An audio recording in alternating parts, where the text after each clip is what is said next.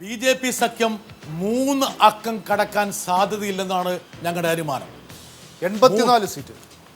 മാത്രമല്ല അവസാന ലാപ്പിൽ പഴയ സീറ്റ് നടത്താൻ പോലും BJPക്ക് കഴിയുമോ എന്നുള്ള കാര്യം സംശയമാണ്. ഒരുപക്ഷെ നമ്മുടെ ഗ്രാഫിക്സിൽ ചില മാറ്റങ്ങൾ വരേണ്ടതായിട്ടുണ്ട്. വടംവലി കഴിഞ്ഞിരിക്കുന്നു.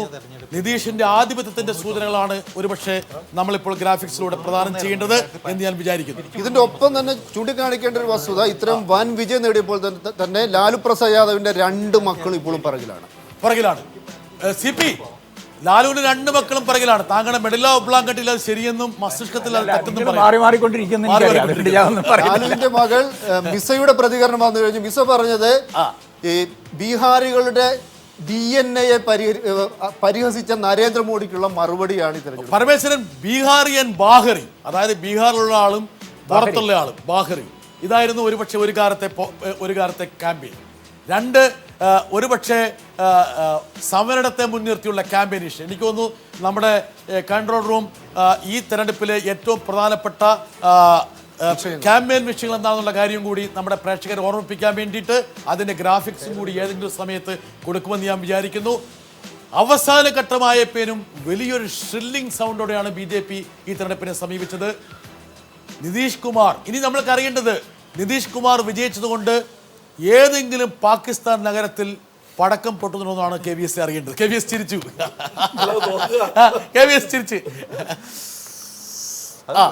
വളരെ രസകരമായ ഒരുപക്ഷെ ഈ രാഷ്ട്രീയക്കാർക്ക് ഈ ഉരുളാനുള്ള കഴിവ്, അതായത് പട്നയിൽ ആദ്യം പടക്കം പൊട്ടിച്ചതിൻ്റെ കാരണം BJP ഇപ്പോൾ വിശദീകരിക്കുന്നു. LK അദ്വാനിയുടെ ജന്മദിനം പ്രമാണിച്ചുള്ള പടക്കം പൊട്ടിയിലാണ് അതെന്നാണ് പറഞ്ഞിരുന്നത്. KVS രാജേട്ടാ, ഇങ്ങനെയൊക്കെ ഉരുളാൻ പാടുണ്ടോ? നമ്മുടെ ഇതൊക്കെ രാഷ്ട്രീയത്തിൽ സ്ഥിരം പറഞ്ഞുകൊണ്ട് ഞാൻ ചോദിക്കട്ടെ, ശ്രീകൃഷ്ണ ജയന്തിക്ക് മൈക്കോട്ടർ വാങ്ങിച്ചിട്ട് ഞങ്ങള് ഓണാഘോഷം നടത്തിയെന്ന് പറഞ്ഞ പാർട്ടി കേരളത്തിലുണ്ട്. അതൊക്കെ ഒന്ന് മനസ്സിലാക്കണം. അപ്പൊ ഇത്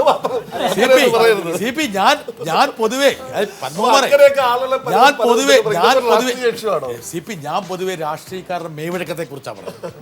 ഞങ്ങളെപ്പോലുള്ള പാവപ്പെട്ട പത്രക്കാർ ഇതെല്ലാം കണ്ടിട്ടിരിക്കുക എന്ന് മനസ്സിലാക്കാൻ വേണ്ടിയിട്ടാണ് പറഞ്ഞത്. അതായത് എന്തായാലും BJPയുടെ നാളത്തെ അടിയന്തര യോഗം പരാജയത്തെ മുൻനിർത്തിയാണെന്നുള്ള സ്ഥിരീകരണം വന്നിരിക്കുന്നു. വൻ പരാജയം, ഒരുപക്ഷെ അമിത്ഷാ മോഡി കമ്പയിനേറ്റ ഏറ്റവും വലിയ പ്രഹരം. അതായത് കേന്ദ്രത്തിൽ വൻ പിന്തുണയോടെ അധികാരത്തിലേറിയ മോഡിയുടെ 2ാമത്തെ പ്രഹരം. പക്ഷേ ഡൽഹി ഒരു സംസ്ഥാനമായിട്ട് ആരും അംഗീകരിക്കാത്തതുകൊണ്ട് ബീഹാർ എന്നുള്ള ഹിന്ദുത്വ ഒരുപക്ഷെ ഏറ്റവും പ്രധാനപ്പെട്ട പരീക്ഷണ ഭൂമിയായിട്ട് BJP കണ്ടിരുന്ന ഒരു ഭൂമികയിലാണ് പരാജയം. ഇതാണ് ഇപ്പോഴത്തെ ഏറ്റവും ഒടുവിലത്തെ ചിത്രം. മഹാസഖ്യം 145 സീറ്റുകൾ, NDA 90 സീറ്റുകൾ, മറ്റുള്ളവർ 6 സീറ്റുകൾ. ഞാനെന്തായാലും ഈ ഭാഗത്ത് നിന്നിട്ട് ഒന്നും കൂടി സംസാരിക്കാം. പറയൂ രാജേന്ദ്രൻ, പറയൂ. മഹാസഖ്യത്തിന് 145 സീറ്റുകൾ. ഇതിനകത്ത് തന്നെ 60, അത് ടൈംസ് ഓഫ് ഇന്ത്യ നൽകുന്നതാണ്. തെരഞ്ഞെടുപ്പ് കമ്മീഷൻ ഇപ്പോഴും ഇത് അപ്ഡേറ്റ് ചെയ്തിട്ടില്ല, അവരുടെ വെബ്സൈറ്റ്. അതുകൊണ്ടാണ് ഞങ്ങളുടെ കണക്ക് പ്രകാരം 149 സീറ്റിലാണ് മഹാസഖ്യം. ഒരുപക്ഷെ 150ലേക്ക് കിടക്കുന്നു. KVS 150ലേക്ക് കിടക്കുന്നു. ശരത് യാദവ് പറഞ്ഞ അതാണ് 150 സീറ്റുകൾ. ശരവാര രവി ഇപ്പോഴാണ് ശബ്ദം എടുത്തു തുടങ്ങിയത്. ഇതുവരെ അദ്ദേഹം നിശബ്ദനായിരുന്നു. അതെ. പക്ഷേ പറ്റില്ല. പത്മകുമാർ, ഞാൻ നേരത്തെ പറഞ്ഞല്ലോ, തിരുവനന്തപുരത്തെ ചക്ക അവിടെ ഒരുപക്ഷെ മൊയലിനെ കൊല്ലാൻ പര്യാപ്തമായിരിക്കില്ല എന്ന്.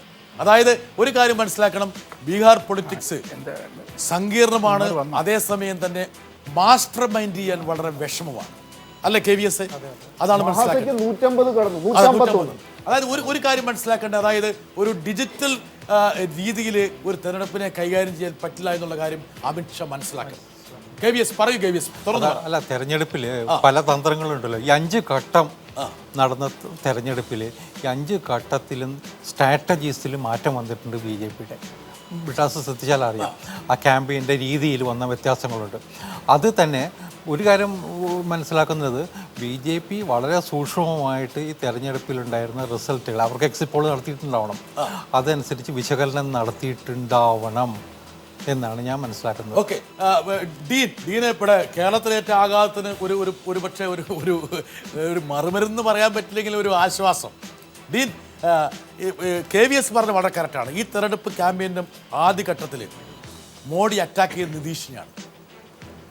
അത് വലിയ അപകടമാണെന്ന് മോഡി പിന്നീട് തിരിച്ചറിഞ്ഞു. ഓരോ സമയത്തും ക്യാമ്പയിൻ്റെ സ്വഭാവം മാറി വന്നു. അവസാനം ഒരുപക്ഷെ പാകിസ്ഥാനെ കൂടി ഈ ക്യാമ്പയിനിലേക്ക് വലിച്ചഴിച്ചു. ഒരു കാര്യം മനസ്സിലാക്കണം, പല കാലഘട്ടങ്ങളിലും വലിയ അഭ്യസ്തവിദ്യരായിട്ടുള്ള സമൂഹം കാണിച്ചതിനേക്കാൾ കൂടുതൽ രാഷ്ട്രീയ പ്രബുദ്ധത കാണിച്ച ഒരു ഭൂമികയാണ് ബീഹാർ. സമ്പൂർണ്ണ സംസ്ഥാനങ്ങൾ പലതും ക്വിക്കായിട്ട് പറയൂ. തീർച്ചയായും. കാരണം ഈ ഇന്ത്യയിൽ ആകമാനം ഉണ്ടായിട്ടുള്ള എല്ലാത്തരം രാഷ്ട്രീയ ചർച്ചകളും ബീഹാറിന്റെ തെരഞ്ഞെടുപ്പിലേക്ക് പ്രതിഫലിപ്പിക്കാനാണ് BJPയും NDAയും ശ്രമിച്ചിരുന്നത്. അപ്പോൾ അത് ബീഹാർ ജനതയുടെ പ്രബുദ്ധതയാണ് അതിനെ തിരിച്ചറിഞ്ഞതും വിവേകത്തോടു കൂടി ഇത്തരത്തിലുള്ള ഒരു റിസൾട്ട് അവിടെ ഉണ്ടാക്കിയെടുത്തത്. നമ്മുടെ ഗ്രാഫിക്സിൽ ഇപ്പോൾ വരാൻ പോകുന്ന ഒരു ഗ്രാഫിക്സ് ഒരുപക്ഷെ ലാലുവും നിതീഷും വിജയിച്ചതിൻ്റെ ഗ്രാഫിക്സാണ്. അത് വൈകാതെ വരുന്നതാണ്. അതിനിടയിൽ ഒരിക്കൽ കൂടി നമ്മൾ അപ്ഡേറ്റ് ചെയ്യുകയാണ്. 150 എന്നുള്ള സംഖ്യ 153